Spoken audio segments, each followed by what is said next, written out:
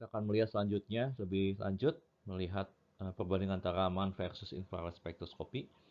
Dan biasanya yang di nomor 2 ini ya, menyoroti tentang air ya. Biasanya air itu sangat lemah ya, pola scattering Ramannya.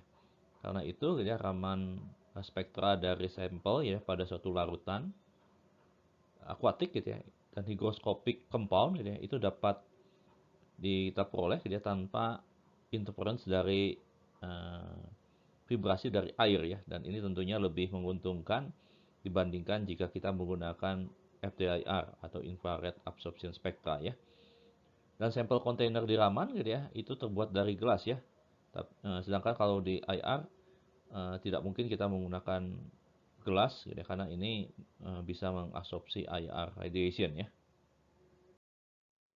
Dan Raman eksperimen itu menggunakan laser beam ya.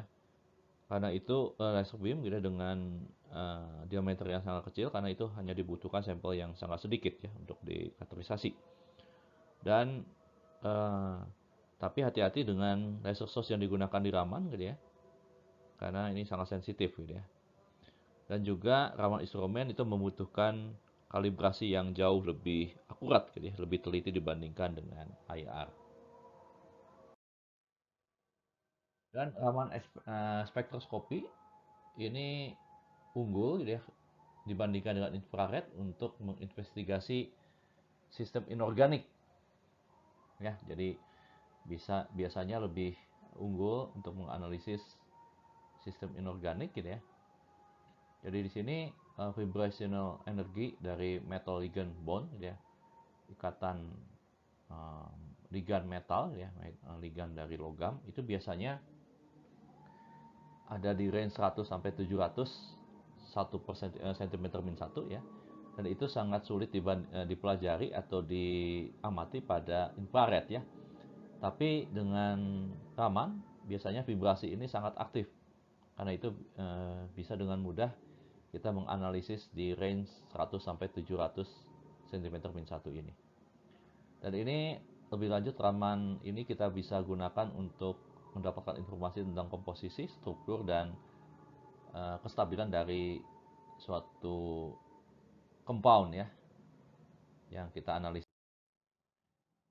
Dan biasanya Raman spektra ini lebih memungkinkan untuk analisis kuantitatif ya, jadi memungkinkan untuk analisis kuantitatif ya.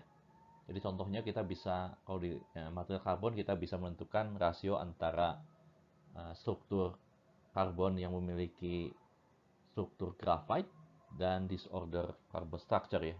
Jadi ini memungkinkan untuk analisis kuantitatif untuk Raman spektroskopi. Sedangkan kalau untuk FTIR itu biasanya hanya bisa digunakan untuk analisis yang kualitatif saja ya. Jadi hanya bisa digunakan untuk mengetahui jenis dari functional group yang ada pada material yang kita ingin analisis. Ini secara singkat ya, kita bandingkan antara Raman dan FTIR. FTIR itu sensitif untuk functional group, khususnya untuk OH ya, gugus OH dalam air. Jadi ini sangat cocok untuk digunakan untuk material organik ya, molekul organik. Dan biasanya memerlukan sample preparation step ya untuk transmission.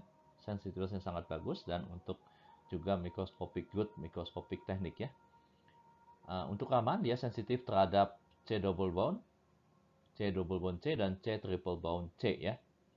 Jadi dia bisa membedakan antara diamond dengan amorphous carbon. Dan ini karena itu Raman banyak digunakan untuk analisis karbon material ya.